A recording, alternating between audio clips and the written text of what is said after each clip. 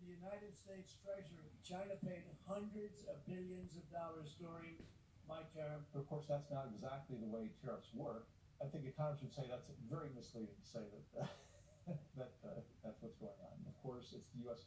final consumers that are paying those, not China itself. So China's not writing checks to the U.S. government. It's a transfer from consumers to the federal government. Tariffs have been part of international trade since our country was founded. The first one was imposed by George Washington. And what we've learned over history is that they often have unintended consequences. We have a tariff on sugar that has doubled the price of sugar. It has helped out our sugarcane farmers in Louisiana and Florida, but it's also driven 34% of American chocolate and candy manufacturing and jobs out of the country. Then there was Trump's 25% tariff on imported steel in 2018. Our steelmakers thrived, but companies that make things out of steel, like Ford, GM, and Caterpillar, suffered dearly. Just ask Ford's then CEO, Jim Hackett. The metals tariffs took about $1 billion of profit from us. If it goes on longer, there'll be more damage. Tariffs against one particular country can backfire. With the China tariffs, we're importing a lot more from Vietnam, we're importing a lot more from Malaysia. If the idea with the tariff was to bring jobs back home, instead we're just shifting them from China to Vietnam in some sense.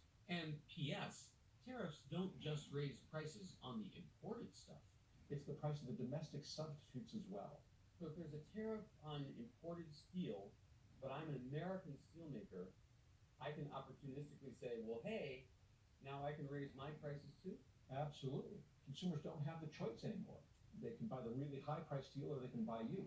Finally, there's the retaliation problem. When we imposed the steel tariffs, the European Union and China got very upset with us. And what did they do? They raised tariffs on American farm goods. So all of a sudden, American farmers who had nothing to do with steel per se, they found their sales limited overseas. Even Ronald Reagan could have told you that. High tariffs inevitably lead to retaliation by foreign countries and the triggering of fierce trade wars. The result is more and more tariffs, higher and higher trade barriers, and less competition.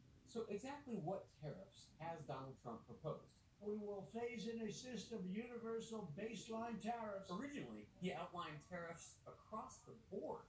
Every product, every category, every country in the world. We're going to charge them 10 to 20%. Now, every recent president has favored some tariffs. The Biden administration, for example, maintained some of the tariffs from Trump's first term and imposed its own 100% tariff on Chinese electric cars. But these tariffs have always targeted particular categories of products. An across-the-board tariff, that's not targeting a particular commodity or product. It's not targeting a particular country. It's just saying all imports, all sources get hit with this tax. That's a very different type of tariff. And wouldn't we then notice that, wow, prices are going up on everything? We would definitely notice. More recently, Trump has proposed double-digit tariffs on everything imported from Mexico, Canada, and China. They would raise the price we pay for things like fruit, lumber, electronics, oil, medicine, metals, and beef.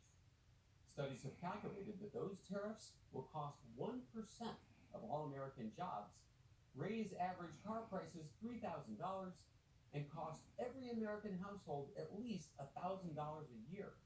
But Donald Trump's transition leader, Howard Lutnick, predicts that his boss won't tax imported goods for which there are no American-made alternatives.